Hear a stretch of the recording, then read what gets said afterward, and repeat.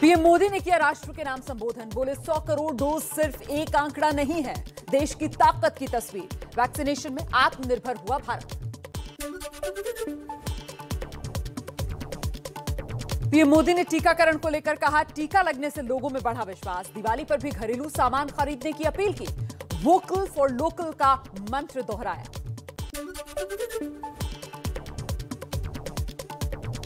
PM Modi ने कहा, vaccination में भारत का दुनिया में बजा डंका। टीकाकरण अभियान की दुनिया भर में तारीफ।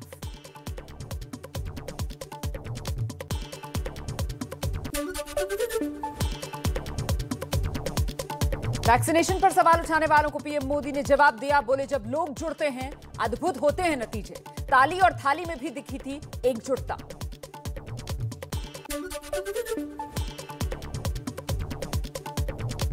कोरोना को लेकर पीएम ने लोगों से फिर की अपील। वैक्सीन एक मजबूत सुरक्षा कवच, फिर भी कोरोना नियमों का पालन जरूरी है। वैक्सीन लगवाएं, मास्क पहने और 2 गज की दूरी का पालन करें।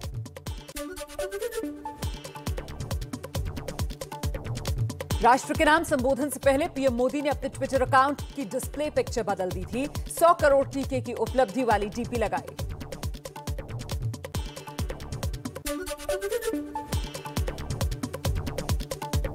एक अखबार में छपे लेख में प्रधानमंत्री मोदी ने टीकाकरण पर कहा, 130 करोड़ की भागीदारी देश को 130 करोड़ कदम आगे बढ़ाएगी। टीकाकरण पर भय पैदा करने की कोशिशों के बावजूद भरोसा कायम रहा।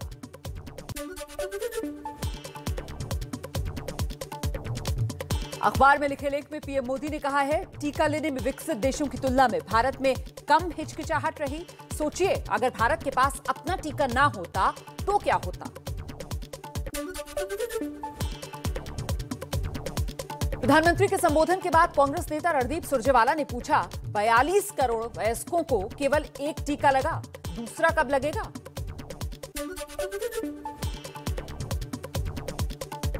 राष्ट्र के नाम प्रधानमंत्री के संबोधन पर टीएमसी नेता सौगत राय का हमला। कहा, यह सब पब्लिसिटी के लिए किया जा रहा है। लोगों को मुफ्त में नहीं मिली है वैक्सीन, चुकाने पड़े हैं पैसे। बंगाल के साथ भेदभाव हुआ।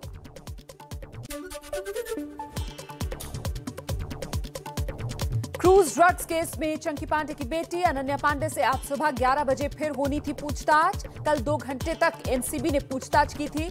आर्यन खान के व्हाट्सएप चैट में अनन्या का नाम सामने आया।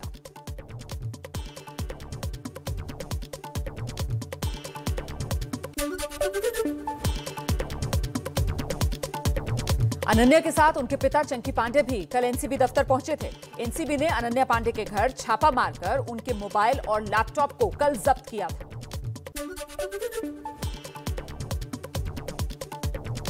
महाराष्ट्र में एनसीबी और महाराष्ट्र सरकार के मंत्री नवाब मलिक के बीच तकरार जो जारी है, उस पर बोले वहां के गृहमंत्री दिलीप वलसे पाटिल। समीर वानखेड़े के खिलाफ राज्य सरकार की तरफ से किसी जांच की जानकारी नहीं। नवाब मलिक ने नहीं दिए कोई भी सबूत।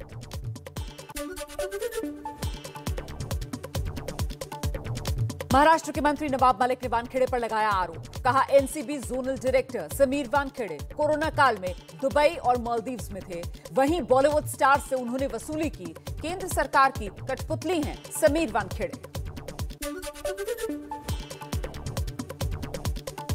महाराष्ट्र सरकार के मंत्री नवाब मलिक के इन आरोपों पर समीर वानखेड़े ने एबीपी न्यूज से कहा, मंत्री के खिलाफ कानूनी कार्रवाई करेंगे। दुबई और डील वाले बयान पर वानखेड़े ने लीगल एक्शन लेने की तैयारी की। समीर वानखेड़े को लेकर एनसीबी के साउथ वेस्टर्न इंडिया जोन के डायरेक्टर मुथाशोक जैन ने प्रेस नोट जारी किया। कहा, एनसीबी में ज्वाइन करने के बाद कभी दुबई जाने के लिए कोई आवेदन नहीं दिया समीर वानखेड़े ने।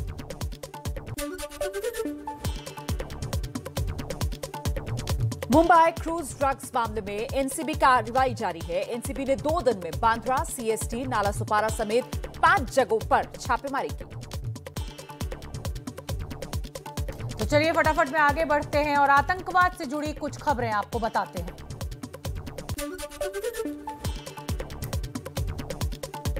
चीन से तनातनी के बीच भारतीय सेना ने अरुणाचल में एलएसी पर तैनात किए रॉकेट लॉन्चर पिनाका और स्मर्च। पिनाका की 35 किलोमीटर और स्मर्च की 90 किलोमीटर की है रेंज।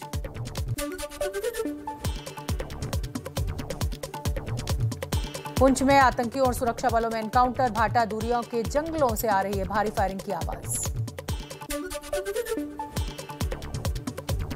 पुंछ के भिंबर गली के जंगलों में 12 दिन से सेना का सर्च ऑपरेशन जारी। गुज्जर बकरवाल समुदाय के लोगों को किसी तरह का कोई नुकसान ना हो, इसके लिए एहतियात बरत रही है सेना।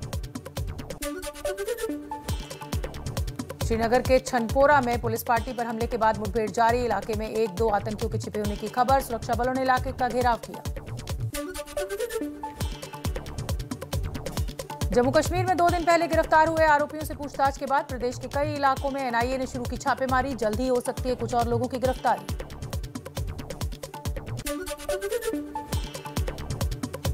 जम्मू कश्मीर के बारामूला में आतंकी साजिश नाकाम। सैदपोरा गांव में बरामद आईईडी बम नष्ट किया गया। बस स्टॉप के पास आतंकियों ने रखा था विस्फोटक।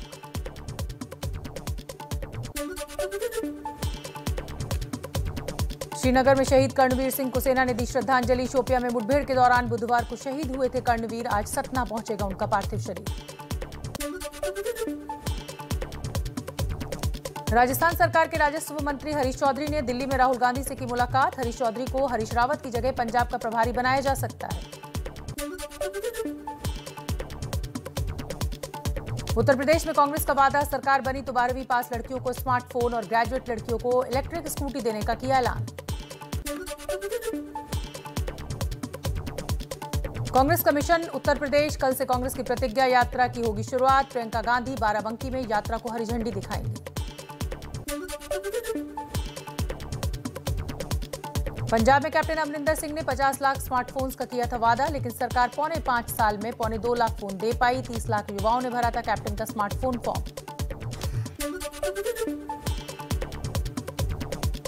उत्तर प्रदेश में विधानसभा चुनाव से पहले मुफ्त वाली राजनीति की शुरुआत। 1 करोड़ छात्रों को लैपटॉप, स्मार्टफोन और टैबलेट बांटने की तैयारी में योगी सरकार। उत्तर प्रदेश के मंत्री उपेंद्र तिवारी के महंगे तेल पर बयान पर समाजवादी पार्टी अध्यक्ष अखिलेश यादव का वार। ट्वीट में लिखा, सच तो यह है कि 95% जनता को बीजेपी की जरूरत नहीं। उत्तर प्रदेश के मंत्री उपेंद्र तिवारी के महंगे तेल को लेकर बयान पर सुहेलदेव भारतीय समाज पार्टी के अध्यक्ष ओम प्रकाश राजभर का वार। बोले 95% जनता को पेट्रोल की जरूरत नहीं, मतलब बीजेपी वाले तो सरसों तेल, अरहर दाल भी नहीं खाते होंगे, गैस सिलेंडर भी नहीं भरवाते होंगे। महंगे पेट्रोल डीजल पर उत्तर प्रदेश के मंत्री उपेंद्र तिवारी ने कहा था, महंगाई नहीं बल्कि लोगों की आय बढ़ी है। 95% लोग नहीं करते डीजल पेट्रोल का इस्तेमाल।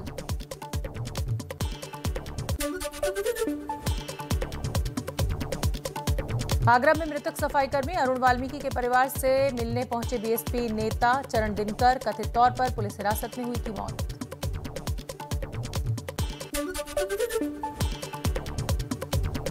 अरुण वाल्मीकि की मौत को लेकर कानपुर में प्रदर्शन। कांग्रेस के दलित संगठन ने निकाला कैंडल मार्च।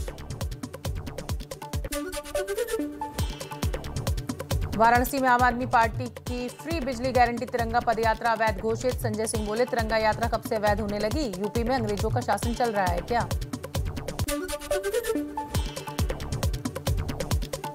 उत्तर प्रदेश के फतेहपुर में प्रगतिशील समाजवादी पार्टी के अध्यक्ष शिवपाल यादव ने निकाली परिवर्तन रथ यात्रा। बोले, अखिलेश मिलकर काम करते तो नंबर 1 होती समाजवादी पार्टी।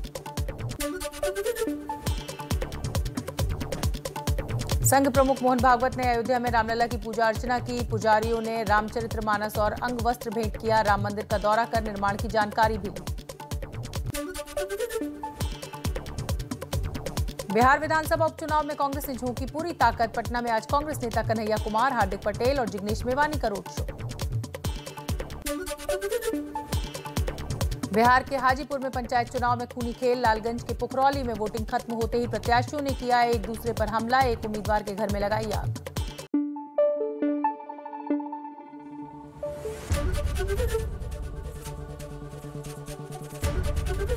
एबीपी न्यूज आपको रखे आगे।